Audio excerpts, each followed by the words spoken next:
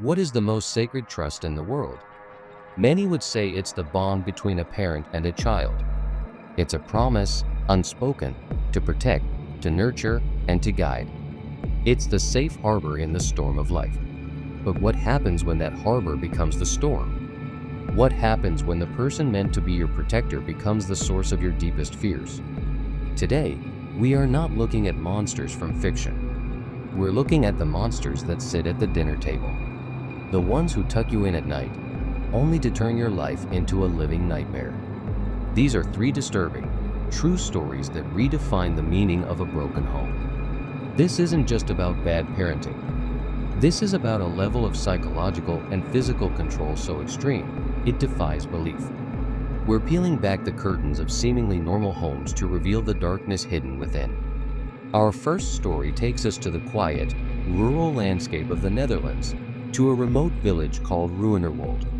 It's the kind of place where everyone knows their neighbors, but no one really knew what was happening behind the tall trees that shielded one particular farmhouse from view.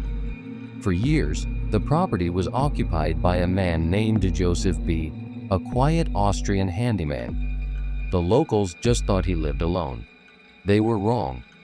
In October of 2019, the patrons of a small local pub were going about their evening when a young man they'd never seen before walked in.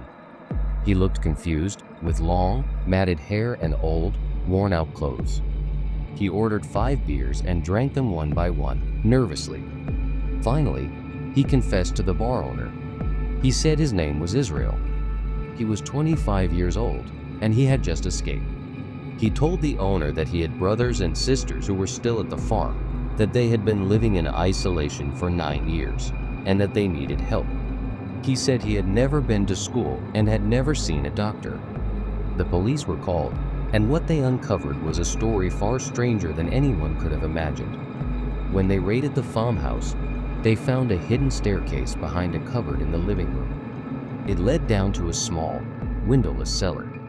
There, they discovered a 67-year-old man, Gerrit Jan van Dorsten, lying in bed.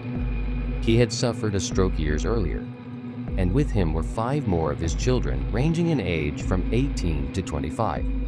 So what was going on here? This was not just a case of an overprotective father. It was the culmination of a bizarre, cult-like ideology. Gerrit Jan van Dorsten believed the modern world was corrupt and filled with unclean spirits. He was preparing his family for the end of times. The children were taught that if they left the farm, they would be tainted and doomed. They had no contact with the outside world. They subsisted on vegetables from their garden and a few animals.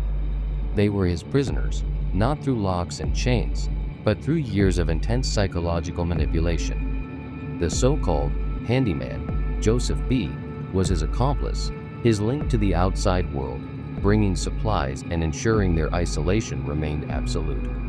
The father, Gerrit Jan, was the prophet, the patriarch, the god of his own tiny, terrified universe. The children were not registered with the authorities. To the world, they simply didn't exist. This case is a terrifying deep dive into the power of family secrets. The children later revealed the extent of the abuse. It was not just isolation. It was physical punishment for perceived sins, years of brainwashing, and the complete erasure of their identities. Israel, the brave young man who escaped, had spent months secretly learning about the outside world through a weak internet connection Joseph B. had set up.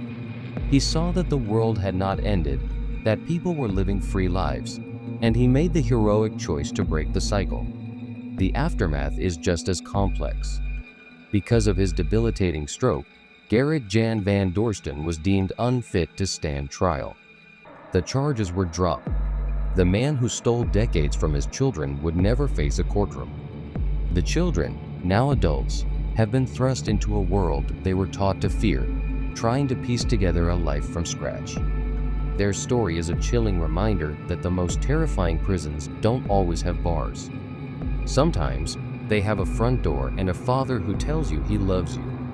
Not all horror is hidden away from the world. Sometimes, it's broadcast for everyone to see, disguised as love and concern. Our second story is about a mother who documented her son's every waking moment, crafting a narrative of a brave little boy and his devoted, tireless mother. But behind the screen, a sinister story was unfolding. This is the case of Lacey Spears and her son, Garnet. To her online followers, Lacey Spears was a supermom. Her blog, Garnet's Journey, and her constant social media updates painted a picture of a life dedicated to her chronically ill son. Garnet was a sweet-faced boy with a feeding tube who seemed to suffer from a bewildering array of health problems, from severe ear infections to seizures to digestive issues that stumped every doctor he saw. Lacey would post photos of Garnet in his hospital bed, write lengthy, emotional posts about their latest emergency room visit, and bask in the outpouring of sympathy and support from her online community. She moved with Garnet several times, from Alabama to Florida, and finally to a community for alternative living in New York. Everywhere they went, Garnet's mysterious illnesses followed. He was in and out of hospitals his entire life. Lacey was always by his side, meticulously documenting every symptom, every procedure, every fear. She seemed like the perfect advocate for her child. In January 2014, 5-year-old Garnet was airlifted to a children's hospital in Westchester, New York, with uncontrollable seizures. His sodium levels were dangerously, inexplicably high. Doctors were baffled. A child his age could not possibly ingest that much salt on his own. As they fought to save his life, they grew suspicious. They called the police, who installed a hidden camera in Garnet's hospital room. The footage was damning. It captured Lacey taking Garnet into the private hospital bathroom with a feeding tube connector. When she emerged, Garnet's condition would worsen. Tragically, despite the doctor's best efforts, Garnet's brain swelled from the extreme sodium levels, and he was declared brain dead. He passed away on January 23, 2014. The investigation that followed uncovered a horrifying truth. Police searched Lacey's apartment and found 2 feeding bags heavily contaminated with salt. One was so full of salt it looked like sand. Her internet search history was even more chilling. She had Googled dangers of sodium in children, what can cause seizures, and symptoms of high sodium. She knew exactly what she was doing. This is one of the most disturbing parenting horror stories of the digital age. Lacey Spears was diagnosed with Munchausen syndrome by proxy, a mental illness where a caregiver fabricates or induces illness in a person under their care to gain attention and sympathy. For years, she had been systematically poisoning her son with salt through his feeding tube, making him sick, and then rushing him to the hospital to play the role of the worried, loving mother. Her blog wasn't a diary of love. It was a scrapbook of her abuse.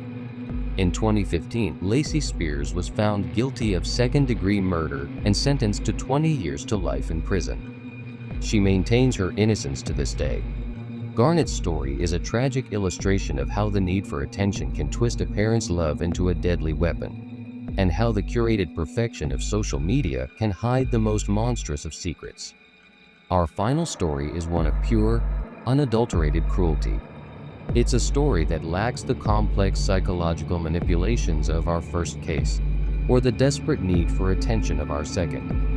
It's about the complete dehumanization of a child by the very people supposed to protect him. This case forces us to confront a darkness so profound, it challenges our understanding of human nature itself.